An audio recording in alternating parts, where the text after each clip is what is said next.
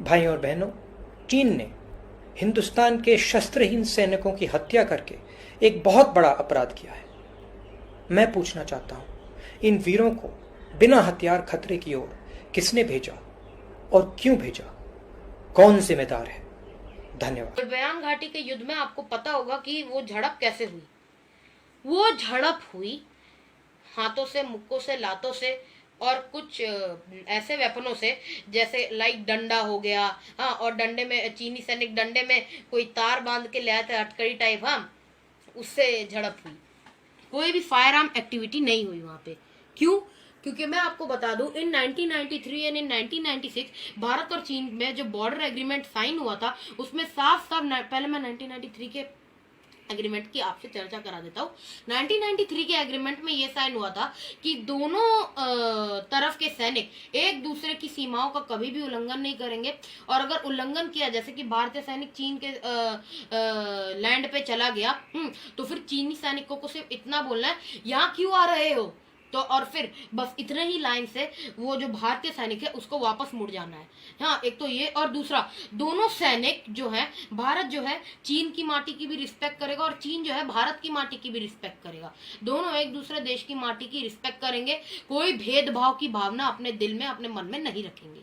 ये बहुत मोटा मोटी बात हुआ था उस एग्रीमेंट में। तो चलिए, हमारा जो मेन एग्रीमेंट है गलवान घाटी से जुड़ा हुआ जो एग्रीमेंट है वो है 1996 का, वो मैं आपको बता देता हूँ।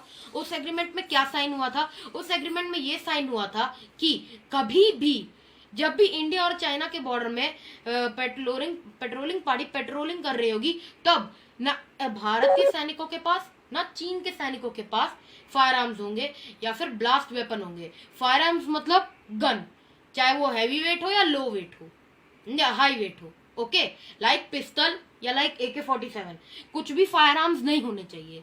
और ना ब्लास्ट वेपन लाइक ग्रेनेड, वो ऐसे करके फेंकते हैं ना, वो वाला भी नहीं होना चाहिए, ना भारतीय सैनिकों के पास ना चीन के सैनिकों के पास। तो उसी चीज को दायरे में रखते हुए गलवान घाटी की झड़प हुई।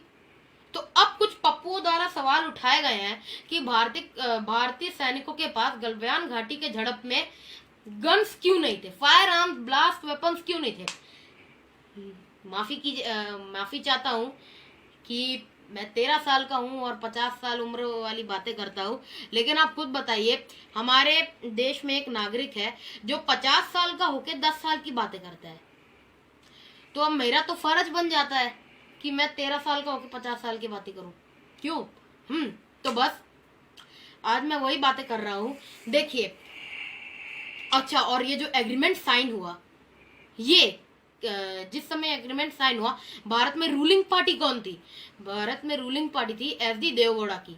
वही SD देवगौड़ा जो अपने सपने में भी सो जाते थे, आप सबको मालूम होगा। हाँ, और वो जो एग्रीमेंट था उसको सपोर्ट कौन सी पार्टी कर रही थी? उसको सपोर्ट कर रही थी कांग्रेस पार्टी। और आप सबको मालूम होगा, अभी कुछ दिनों पहले राहुल गांधी ने कांग्रेस के अध्यक्ष पद से इस्तीफा दिया है।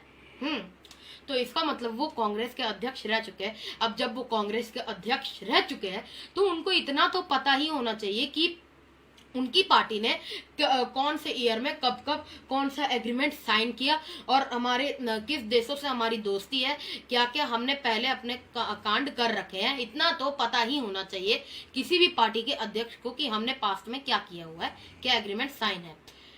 अब 1996 का जो एग्रीमेंट था वो कांग्रेस सरकार द्वारा ही सपोर्टेड किया जा रहा था SD देवगौड़ा को।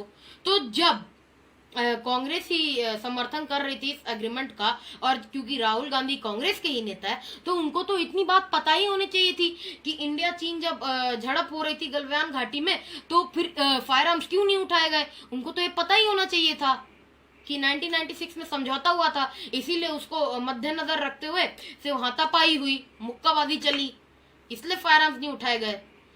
ये अगर यही देश का हाल रहेगा, ऐसे ही नेता आते रहेंगे ना, तो मैं बता रहा हूँ देश का फ्यूचर जो है पूरा का पूरा नाली में जा रहा है, कचड़े में जा रहा है।